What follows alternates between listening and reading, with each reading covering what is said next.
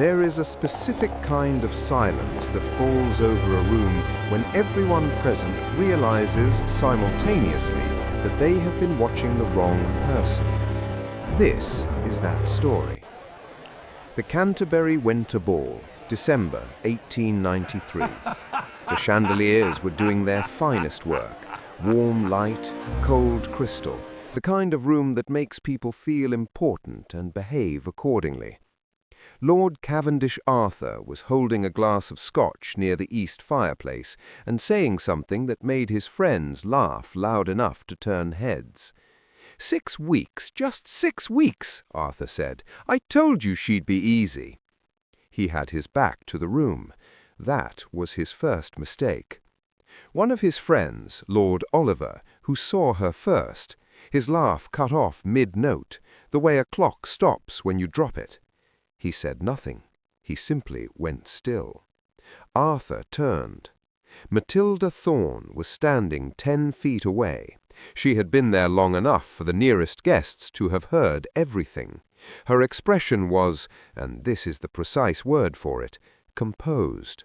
Not frozen, not crumbling, composed the way a structural engineer is composed when she has just identified the exact point of failure in something that is about to come down. She crossed the room. The crowd, to its credit, recognized the gravity of what was happening and parted without being asked. She stopped in front of Arthur. He waited for tears. He had prepared somewhere in the untidy back rooms of his conscience for the possibility of tears. She removed the ring, his ring, from her finger, slowly, the unhurried way she did all precise things. She placed it on the table beside his glass. It made a single clear sound that the nearest guests would describe for years because it was the sound of a woman choosing her next move rather than reacting to yours. She picked up her gloves. She walked out.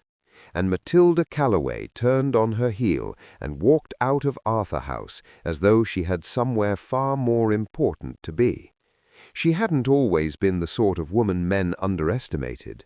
Once she had been the sort they watched.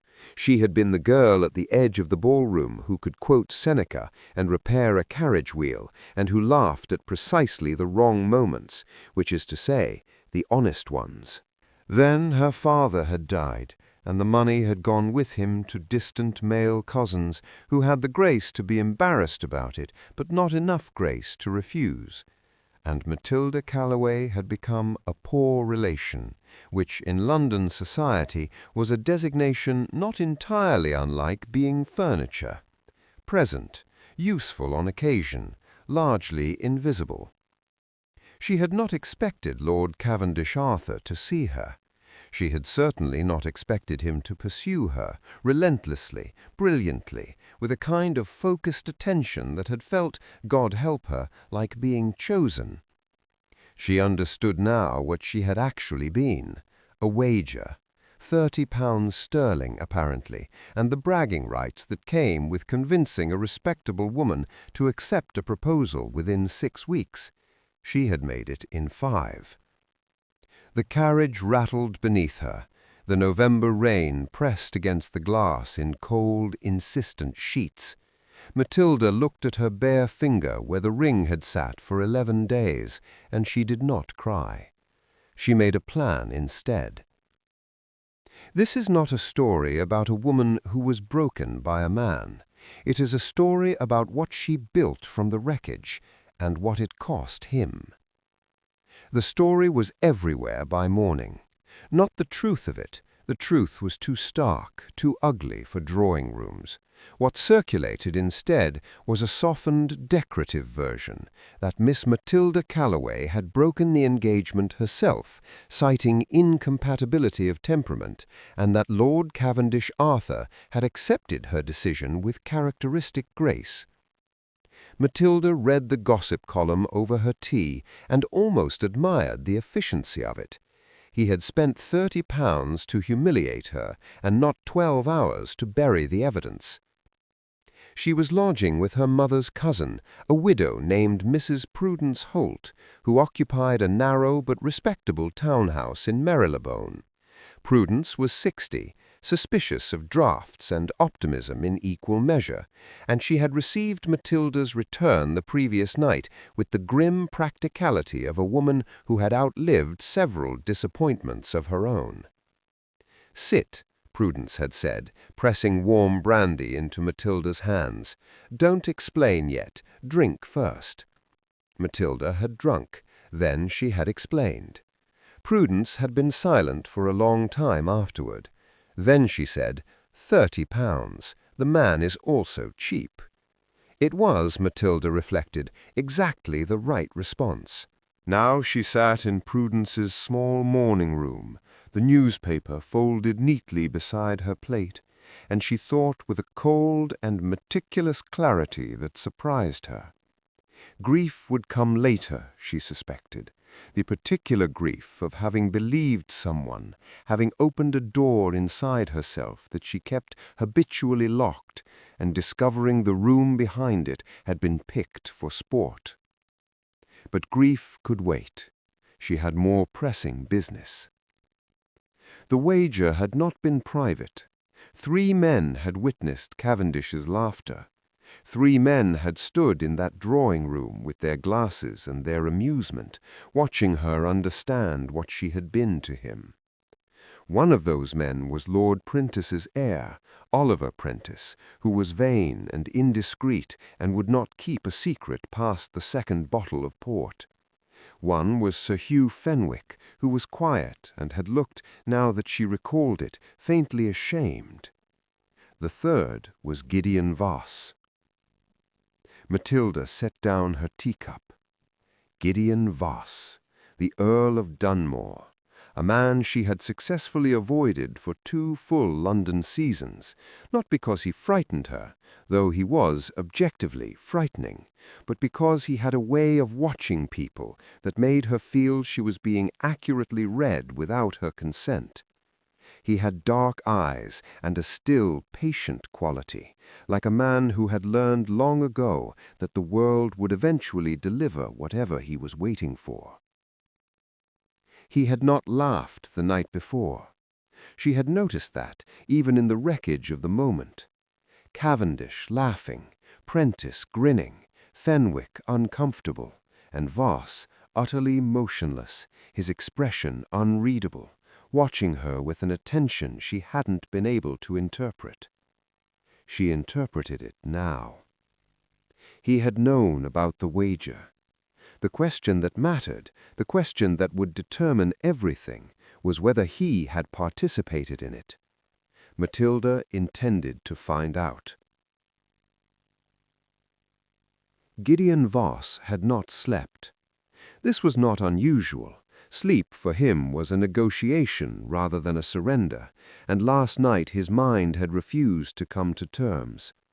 He sat in the library of Dunmore House in the grey pre-dawn, a book open on his knee that he had not read a single page of, and he turned the previous evening's events over in his mind with the dogged persistence of a man trying to locate a flaw in a piece of machinery. He had known about the wager. That was the fact he could not escape, however he angled himself against it. He had known for 3 weeks, had heard it from Cavendish's own mouth at Voss's club, delivered with the easy confidence of a man who expected his friends to find cruelty amusing. £100 it had actually been, not 30. Cavendish, it seemed, had also been lying about the stakes. Voss had told him it was beneath him. Cavendish had laughed and said Voss had no sense of sport. And Voss, who had no legal authority to warn a woman he did not know, who could not insert himself into the private business of a gentleman's engagement without causing a scene that would have humiliated her far sooner and more publicly, Voss had done nothing. He had reasoned himself into inaction with considerable skill. He was good at that. What he had not been prepared for was Matilda Calloway herself. He had expected tears. Every person in that room had expected tears. A woman in that position, confronted with that particular variety of public shame, it was the natural response, the human response, and there would have been no judgment in it. But she had not wept. She had gone very still, in the manner of someone absorbing a blow, and then she had removed the ring with two clean, practiced movements and held it out across the space between them, and her voice, when she spoke, had been the steadiest thing in the room. "So were you." The words had landed in Gideon's chest like a thrown blade, not because they were dramatic, they weren't particularly, but because they were true, and she had found them in the space of 5 seconds when most people couldn't have found language at all. He had watched her walk out. He had then looked at Cavendish, who was staring at the door with an expression Gideon recognized as wounded pride poorly disguised as indifference, and he had felt something he rarely permitted himself, contempt, clear and uncomplicated. He set down his unread book. She was clever, this woman he didn't know. She was also, if he was being precise about it, deeply wronged, and by his silence, partly by him. Whether that obligated him to anything was a question he turned over carefully, like an archaeologist brushing at something fragile. He was still turning it over when his butler appeared at the library door and announced, with the particular expression of controlled astonishment that distinguished a good servant, that Miss Matilda Calloway was in the front hall, asking to see him. Gideon Voss rose from his chair and straightened his coat. "Show her in," he said. She had not, in truth, expected him to see her. Calling on an unmarried earl without a chaperone at 8:30 in the morning was the sort of thing that required either desperation or a complete indifference to social consequence. Matilda had both, and she had walked the 12 minutes from Marybone to Mayfair in the pale November cold, her good gloves on and her best hat pinned at a decisive angle, rehearsing what she intended to say. The library was warmer than she expected. Books lined 3 walls from floor to ceiling, not decoratively, but densely, the spines worn and cracked in the way that meant they had actually been read. A fire burned in the grate, and Gideon Voss stood behind a large desk with his sleeves rolled to the elbow and his collar not quite right, as though she had caught him in a moment he had not planned to share. He did not offer her a seat. He simply looked at her with those dark, assessing eyes and waited. "You knew," Matilda said, no preamble. She had decided against it on the walk over. A pause, brief, deliberate. "Yes." The honesty of it startled her. She had prepared for denial, for evasion, for the smooth social lying that men of his rank deployed so effortlessly. She had not prepared for that single, undecorated word. "For how long?" she asked. 3 weeks. The cold that moved through her then had nothing to do with November. 3 weeks. She had spent 3 weeks in an engagement she'd believed was real. She had written to her mother's sister in Devonshire. She had begun quietly and without telling anyone to imagine a future. And he had known for the entirety of it and had said nothing. "Why?" The word came out harder than she intended. Voss did not flinch from it. "I told myself I had no right to interfere, that warning you without evidence would humiliate you as thoroughly as the alternative." He paused. "I was correct about the logic. I was wrong about the priority." It was a remarkable thing to admit. Matilda studied him across the desk, the set of his jaw, the stillness of him, the way he did not attempt to soften it with charm or apology, and revised several of her assumptions. "I am not here to reproach you," she said. "I am here because you were in that room, and you are the only one in that room whose intelligence I haven't yet discounted. I need information." Something in the careful arrangement of his expression altered. Not much, a fractional adjustment, like a door opened an inch. What kind of information? The wager, every detail, who proposed it, who participated, how much, and whether there are any other women involved. She held his gaze. I also need to know if Cavendish has any dealings, financial, political, social, that he would very much prefer kept quiet. The silence stretched between them, filled with the sound of the fire and the distant rumble of a cart on the street outside. "You intend to ruin him," Voss said. It was not an accusation. It was almost admiring. "I intend to balance the account," Matilda corrected. "There is a difference." Gideon Voss looked at her for a long moment. Then he moved to the chair behind his desk and sat, and he gestured, finally, to the chair across from it. "Sit down, Miss Calloway," he said. "This will take some time to explain." Cavendish Arthur owed money to 3 men. Not in the dramatic, drowning-in-debt fashion of the cautionary tales that circulated in society. He was not ruined, not remotely. His estate was solvent, his income reliable, his reputation, until last night, largely intact. But he owed, and more critically, he owed in ways he had been careful to keep separate from his public life.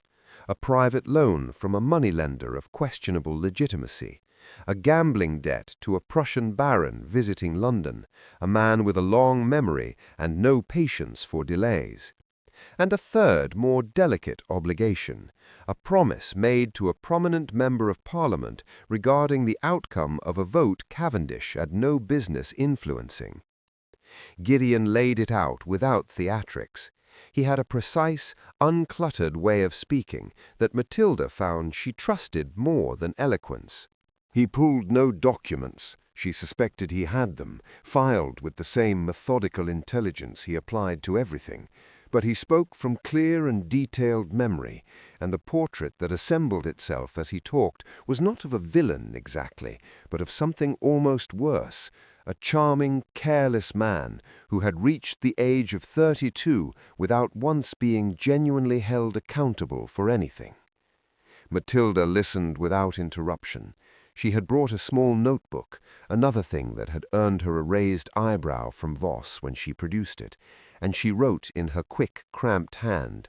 "The parliamentary matter," she said when he finished, "that is the most dangerous for him." "Considerably.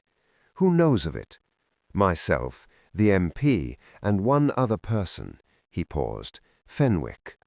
Sir Hugh Fenwick, the one who had looked ashamed. Would Fenwick speak? If asked correctly and by the right person. Voss leaned back in his chair, watching her write. "You are very calm about this." "I am furious," Matilda said, without looking up. "Calm is simply what fury looks like when it has a purpose." She heard him exhale, not quite a laugh, not quite not one either. She closed the notebook. "I want to ask you something directly, and I want you to answer me with the same honesty you've shown this morning." "Ask." "Did you participate in the wager? Any part of it? Money, encouragement, suggestion?" The question sat in the room like a stone dropped in water. Voss met her eyes, and she watched him carefully, not for evasion, but for the involuntary tells that precede it. There were none. "No," he said. "I thought it was contemptible when I heard it. I think so still." Matilda studied him for another moment. Then she nodded, a single clean movement, and stood. "Then I have a proposition for you, Lord Dunmore." She gathered her gloves. "You have information I need. I have, as it happens, something you need in return." Voss tilted his head very slightly. "And what is that?" "A reason," Matilda said, "to finally do something about Cavendish Arthur." She left him with that, and the fire, and the particular silence of a man who had just been offered precisely what he'd been waiting for. He called on her the next afternoon. Not at Prudence's house. He was too careful for that, and Matilda was too careful to have suggested it. They met instead at the Lending Library on Wimpole Street, which was busy enough to offer cover and quiet enough in its back reading rooms to offer conversation. Prudence, who had absorbed the situation with the practical stoicism of a woman who had navigated several decades of other people's catastrophes, had agreed to sit in the front room with a novel and her own set of observations. Voss arrived precisely on time. He wore grey today, and it suited him better than it should have. There was something about the austerity of it that matched the quality of his attention. He sat across from Matilda at a small reading table and placed a folded paper between them. "The full accounting of the wager," he said quietly. "Names, amounts, dates. Cavendish proposed it on the 14th of October. Prentice contributed £20 to the pot. Fenwick refused." He paused. "The total was £80, not 30. "He lied even about that," Matilda said, not surprised. "He lies about everything that makes him look smaller than he wishes to be." Voss glanced at the paper. "Take it, it's yours." Matilda didn't touch it yet. "What do you want in return?" "I told you I don't want anything." "You told me no such thing. You let me leave yesterday without answering, which is not the same." She looked at him steadily. "You are a careful man. Careful men do not agree to things without considering what they stand to gain." A pause. Around them the library breathed its quiet papery breath, the rustle of pages, the distant creak of the building settling against the wind. "There is a dinner," Voss said finally, "next Friday. Cavendish will be there, and the MP I mentioned, and several people whose opinion of both men I would very much like to adjust. A man attending alone is a curiosity. A man attending with a woman of intelligence and composure is—" He stopped. "A weapon," Matilda supplied. "I was going to say an asset. They are the same thing in a drawing-room," she said. "You want me present so that my being there, publicly, composed, not destroyed, unsettles Cavendish, and demonstrates to certain observers that the version of events he circulated is not the only version available." Matilda looked at the folded paper. Then she picked it up, opened it, and read it through with the same expression she might have brought to a bill of sale, precise, thorough, giving nothing away. "One dinner," she said. "To begin with."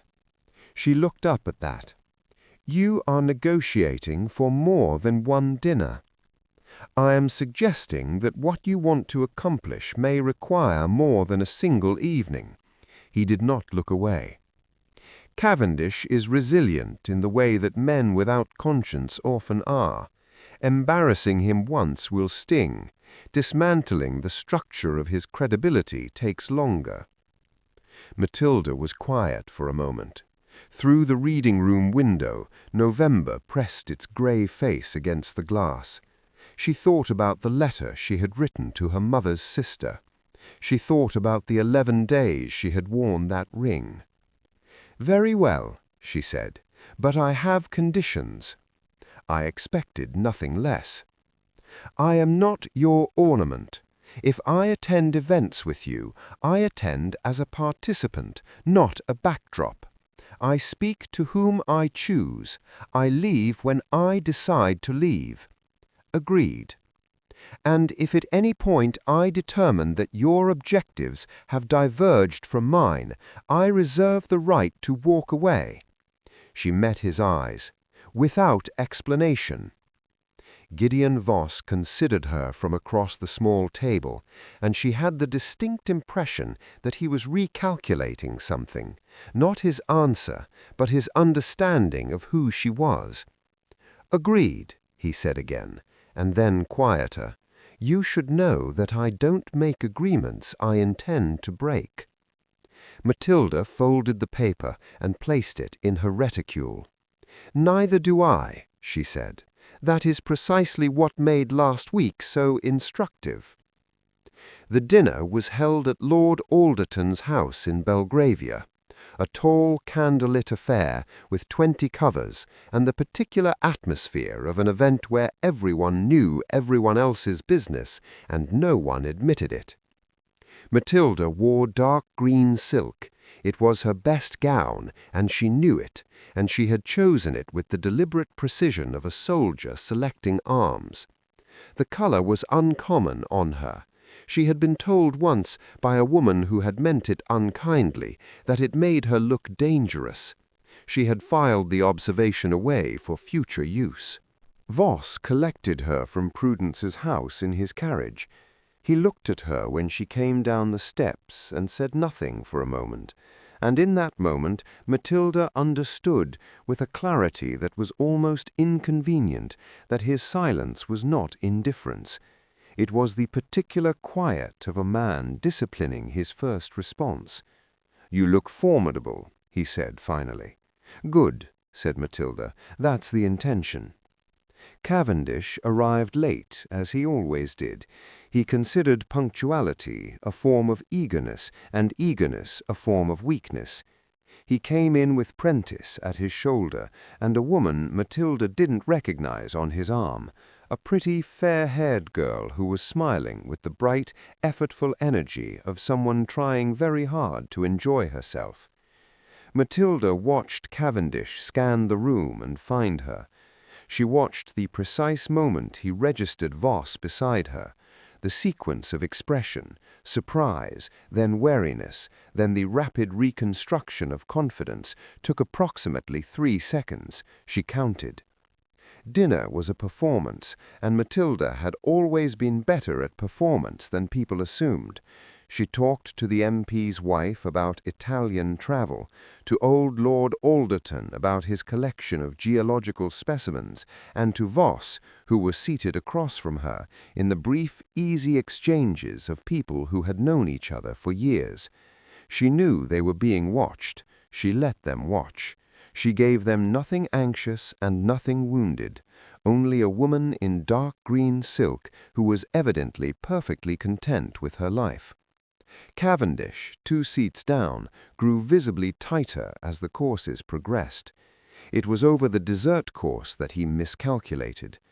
He leaned across the table toward her, too far, too familiar, and said, with the smile he deployed like currency, "Miss Calloway, you are looking remarkably well." "I am remarkably well," she agreed pleasantly. "How kind of you to notice." "I hope there are no hard feelings about—" "None whatsoever," said Matilda. She lifted her glass. "I find that feelings require a genuine attachment to form, don't you?" The table went quiet in the way tables do when something sharp has just been said too politely to be objected to. Cavendish's expression held, but the fair-haired girl on his arm glanced at Matilda with an expression that was not confusion but recognition, a flicker of it quickly suppressed, and Matilda noted it, stored it, and understood that she was not the first. Across the table, Voss said nothing, but when Matilda looked at him, she found him watching her with an expression she had not seen on his face before. It was respect, raw and uncalculated, the kind that cannot be decided in advance, the kind that had to be earned. Her name was Constance Aldwell. Matilda found this out not through scheming, but through the simple accident of arriving early to Lady Featherstone's afternoon card party, 3 days after the Alderton dinner. Constance was already there, seated alone by the window with a cup of tea she wasn't drinking, staring at the garden with the expression of someone calculating the distance to the door. They recognized each other immediately, not as acquaintances, they had never been introduced, but as women who had, without knowing it, inhabited the same story. "You were at Alderton's," Constance said, when Matilda sat beside her. "I was." A pause. Constance turned her teacup in her hands, around and around, the china whispering against the saucer. "He told me about you, you know, before the engagement was announced. He said you were a pleasant girl, but entirely unsuitable." Her mouth curved without warmth. "He is very skilled at making one feel selected." "He is," Matilda agreed. "How long?" 4 months. Constance set the cup down. He never proposed, he simply implied, consistently and convincingly. She exhaled. My father considers him a family friend, which made it considerably more difficult to— She stopped, began again. I ended it last June. He told everyone I had developed an attachment to a soldier and had behaved inappropriately. My season was effectively finished. The quiet fury that moved through Matilda was cold and structural, like ice forming in the frame of a window. Not surprise, architecture. The man had a system. He does this repeatedly, Matilda said. It was not a question. I believe so. I have heard of at least one other. Constance looked at her directly for the first time. What are you going to do? What we cannot do individually, Matilda said, we may be able to do collectively. Constance studied her for a long moment, weighing, Matilda understood, the cost of being believed against the cost of continued silence. I will need to think about it, Constance said finally. Of course. Matilda reached into her reticule and wrote her direction on a small card. When you have thought, write to me. She left the card on the table between them, like a door held open. That evening she told Voss. They had developed a habit, she and Voss, of meeting at Prudence's house in the early evenings. Prudence present, the proprieties observed, but the conversation between Matilda and Gideon conducted with a directness that Prudence quietly approved of from behind her embroidery. Voss listened to the account of Constance with his elbows on his knees and his expression grave. "How many women do you think there are?" Matilda asked. "I don't know." He rubbed the back of his neck, the first genuinely unguarded gesture she had seen from him. "More than he has been held accountable for, which is the number that matters. I want to find them." Voss looked at her, and the gravity in his face was threaded with something that had been growing there for days, something watchful and warm that he had not yet named aloud, and that Matilda had been very carefully not naming either. "Then we will find them," he said. November became December, and London contracted around its fires. The investigation, which was not yet an investigation but resembled one closely enough, had drawn Matilda and Voss into a rhythm that neither of them had planned, and neither seemed inclined to interrupt. They met 4 evenings a week now. Sometimes they discussed Cavendish, sometimes, increasingly, they didn't. Voss had a mind that functioned like a very good library, vast, organized, and with the particular quality of good libraries wherein one arrived seeking one thing and departed having discovered something else entirely. He could speak about Ottoman trade routes and the structural failures of Gothic architecture and the reasons the particular strain of wheat grown in the eastern part of his estate produced a superior flour, and he did so without condescension, with the simple enthusiasm of someone who found the world genuinely interesting. Matilda, who had spent several years being found too opinionated for comfortable conversation, found this disorienting and then essential.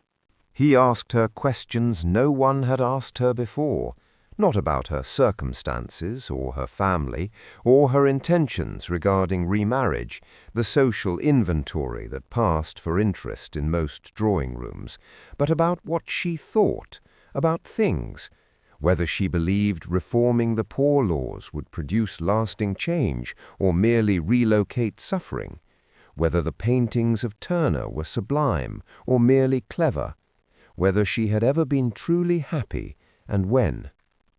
That last question came on a Tuesday evening in the second week of December, offered quietly over the remains of tea, and it caught her so thoroughly unprepared that she answered honestly before she could decide not to. "Once," she said, "I was 11. My father took me to see a total eclipse of the sun, and we stood in a field in Wiltshire, and for 3 minutes it was as if the whole world held its breath." She paused. "I've been trying to get back to that feeling ever since." Voss was quiet for a moment. The fire shifted and settled. "The feeling that the world is larger than your understanding of it," he said. "Yes, exactly that." He looked at her with the particular expression she had come to recognize, the one he wore when something had arrived that he had not anticipated and did not know yet what to do with.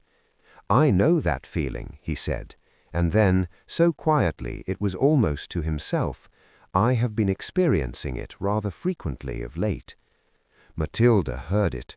The room heard it. Even Prudence, who had been suspiciously still behind her embroidery for the past several minutes, seemed to hear it. She did not respond directly. She was not yet ready to, and she thought Voss understood this and was, in his patient, careful way, entirely prepared to wait. But that night, walking the 12 minutes home from his carriage, she pressed her gloved hand to the bodice of her coat and felt the traitorous, inconvenient, completely undeniable warmth spreading there. The warmth of a woman who is beginning to understand that she has, despite every intention, begun to fall. Constance wrote on a Thursday. She had found 2 others, a Miss Dorothea Fane, whose family had quietly removed her to the country the previous winter after Cavendish had extracted an unsanctioned correspondence from her and used it to pressure her brother over a business matter, and a Mrs. Louisa Crane, widowed, independent, and angry in the precise and productive way of a woman who had finished grieving and begun calculating. Matilda brought the letters to Voss on Friday morning.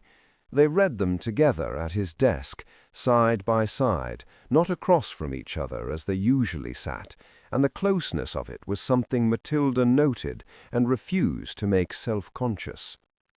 "4 women," Voss said, "that we know of." "It's enough." Matilda set the letters down. "Mrs. Crane knows the MP. Apparently the parliamentary obligation you mentioned was co-signed by her late husband, which means she has legal standing in the matter. She is prepared to speak to her solicitor." Voss turned to look at her.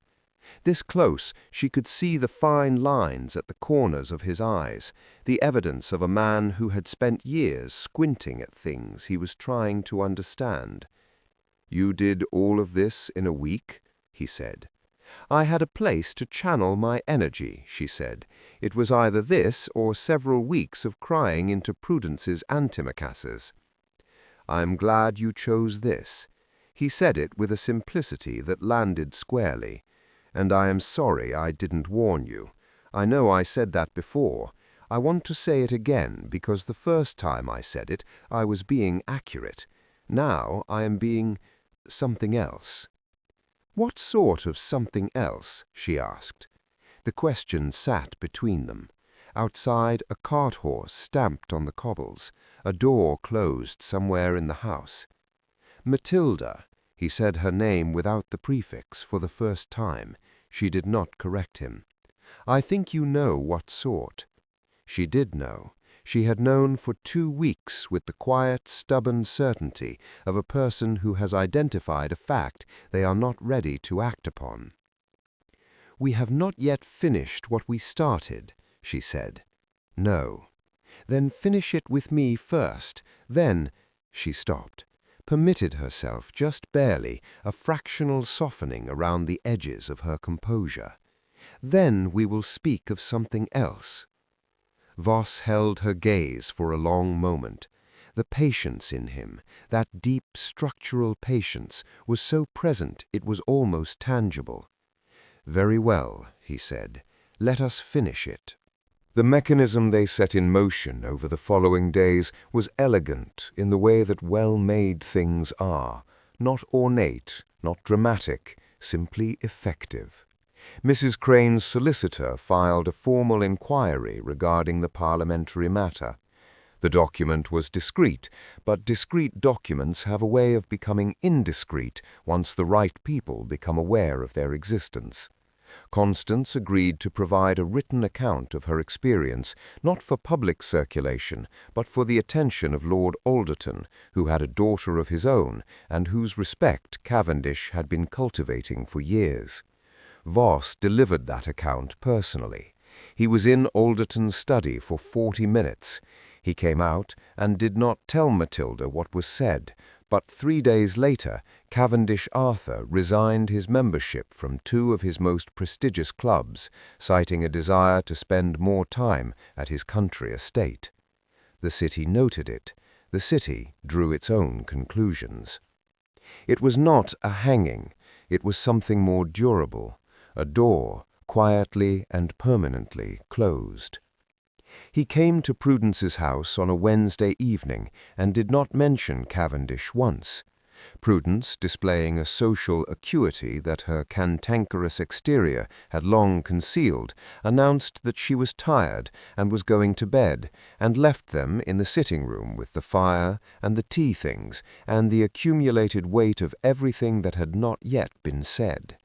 Matilda poured the tea because her hands needed something to do. "It is finished, then," she said. "Substantially." Voss sat in the chair across from her, but leaned forward, elbows on his knees. That posture she had come to understand meant he was not performing composure, but genuinely present. Crane's solicitor has enough to keep Cavendish occupied for a year. Alderton has withdrawn his patronage. Prentice, a brief pause, something almost sardonic in it. Prentice has decided that loyalty to Cavendish is no longer financially sensible. "Rats and ships," Matilda said. "Just so." The fire ticked. Outside, December pressed cold and absolute against the windows, and the sitting-room was very warm, and Matilda was very aware of the 12 inches of air between the tea-tray and Gideon Voss's hands. "I want to ask you something," he said. "Ask. When you walked into my library that morning, 6 weeks ago, were you afraid?" She considered giving him the dignified answer. "Yes," she said instead. "I was afraid you would dismiss me, or worse, that you would be kind about dismissing me, which is harder to argue with." "And now?" She set her teacup down, looked at him plainly. "Now I am afraid of something else entirely." "Tell me." The directness of it, no decoration, no evasion, was so characteristic of him that it made her chest pull tight with the particular ache of recognizing someone. "I came to you with a purpose," Matilda said. "That purpose is now largely served, and I find that I have no desire whatsoever to stop coming." She met his eyes. "That frightens me. Because the last time I trusted the pull of a feeling, I ended up handing a ring back across a room." "I know." Voss rose from his chair and crossed to the settee where she sat and lowered himself beside her, close, not touching, giving her every opportunity to re-establish the 12 inches she had grown so accustomed to. "I am not Cavendish Arthur. I know that. But you need to be certain of it, not from one evening of honesty and 6 weeks of strategy." He turned to face her, his expression stripped of its habitual guardedness, and what was underneath it was so undefended that Matilda went very still. "So I am going to ask you, properly, to allow me to court you, slowly, transparently, with Prudence present at all necessary junctures, and without any ambiguity whatsoever about my intentions." Matilda looked at him for a long moment. "What are your intentions?" she asked. "Permanent ones," Gideon Voss said, "if you will eventually allow them." The warmth that unfurled through her then was not the startled, suspicious warmth of 6 weeks ago. It was the warmth of a fire that has been burning long enough to be trusted, steady, deep, and entirely real. "Court me, then," she said, "and do it properly." He raised her hand and pressed his lips to her knuckles with a gravity that was nothing like Cavendish's performed gallantry. It was a vow in miniature. "Nothing less," said Gideon Voss. January arrived with frost and pale, knife-edged sunlight, and Voss courted her with the same meticulous sincerity he brought to everything. He sent books, not flowers, which was noted and appreciated, with passages marked in pencil and brief notations in the margins that were essentially a continuation of their conversations. He attended the same lectures she attended, because she had mentioned the series on natural philosophy, and he had gone out and obtained tickets within the week. He walked with her in the parks, Prudence at a diplomatic distance, and they talked about everything and nothing, and the particular richness of nothing in particular when the company is right. Cavendish Arthur had pursued her with theatrical intensity, with candlelit dinners and very public declarations, and the kind of romantic momentum that, she now understood, was designed to overwhelm reflection. Voss did the opposite. He made space for reflection. He seemed, in fact, to actively want her to think clearly about him, about herself, about what she wanted from a life that was entirely, at last, her own to shape. It should have been less affecting. It was considerably more. They were walking in the garden at Dunmore House. He had invited her to see the Winter Garden, which was, in January, mostly architectural, the bones of something that would be extraordinary in April, when he stopped beside a dormant rose arbor and said, without preface, "I have been in love twice in my life. The first time I was 22 and profoundly stupid about it, and the woman in question chose someone warmer, and I cannot blame her." He looked at the bare canes of the roses, brown and patient against the cold air. The second time began on a morning in November when a woman I did not know walked into my library and asked me point-blank if I had known about a wager. Matilda's breath made a small cloud in the cold. "Gideon, I am not asking you for anything," he said quickly. "I want to be clear about that. I am telling you because you deserve to know what is true, and I find that with you I am incapable of being anything other than precise." He turned to face her, and the morning light fell across him, and his expression was the most unguarded she had ever seen it. "I love you, Matilda, with the sort of steadiness that I think you have been owed for a very long time, and that I would very much like to spend the rest of my life providing." The garden held its cold silence around them. Matilda stepped forward. She placed her hand against his chest, flat-palmed, deliberate, and felt beneath it the steady, rapid beat of a heart that was not as composed as its owner's face. "I have been falling in love with you," she said, "since you told me you were wrong about the priority. No one has ever admitted that to me, not once." She looked up at him. "I love you, and I am still frightened, but I am choosing it anyway." He covered her hand with his. "That," he said quietly, "is all I will ever ask of you."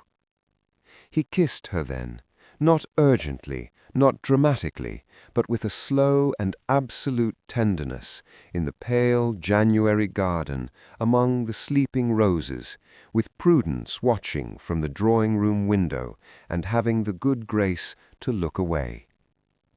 They married in March, when the first crocuses were pushing through the Dunmore garden, and the London air had lost its deepest bite. It was not a grand society wedding.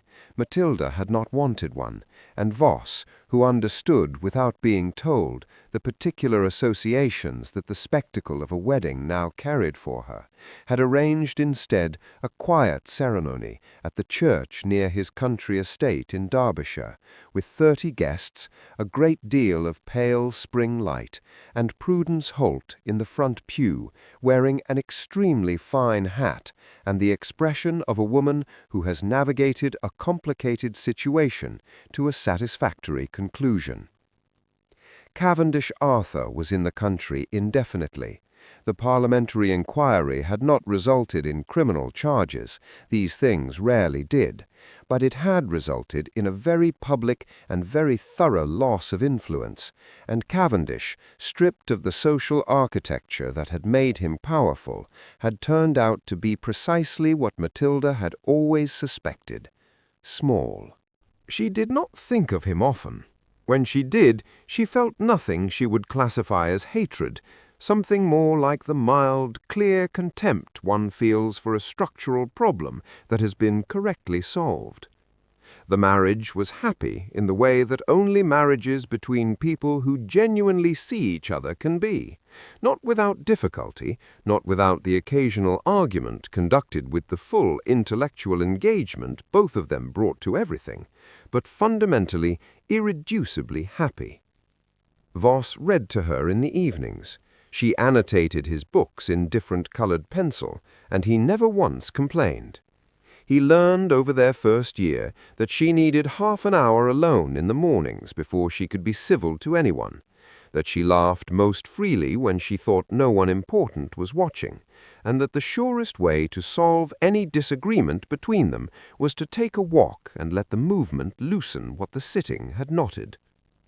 She learned that he kept a small journal, not a diary, he was precise about the distinction, in which he recorded things he wanted to remember. She found her name in it, written on the 14th of November, the morning she had walked into his library. It said only, "She was not afraid, she was furious, and she was planning. She will be remarkable." She closed the journal and put it back and said nothing about it for 6 months. Then, one evening, over dinner, she said quietly, "You wrote about me, the morning I came to your library." Voss did not look up from his plate. "I write about most things." "You said I would be remarkable." He looked up then. The candlelight was warm between them, and he looked at her the way he had looked at her in the January garden, with everything visible, nothing managed. "I was correct," he said simply. Matilda reached across the table and covered his hand with hers. Outside, the Derbyshire spring pressed green and insistent against the windows, and the house was full of the small sounds of a life being genuinely, dearly lived. She had walked into a drawing-room in November with nothing but clarity and courage. She had come out the other side of winter with everything. And Cavendish Arthur? He was never a villain grand enough for a dramatic ending. He simply became a footnote, which, for a man who had built his whole life on being the center of a story, was perhaps the truest punishment of all. If you made it to the end of this story, thank you. Genuinely, thank you. These characters kept me company through every chapter, and I hope they kept you company too. Please subscribe to the channel, share the story with someone, and drop a comment telling me where you're watching from. It amazes me to know how far my stories travel, from sitting rooms in London to living rooms across the world, and everywhere in between. Until the next chapter, keep watching, keep feeling, and never let anyone make a wager out of you.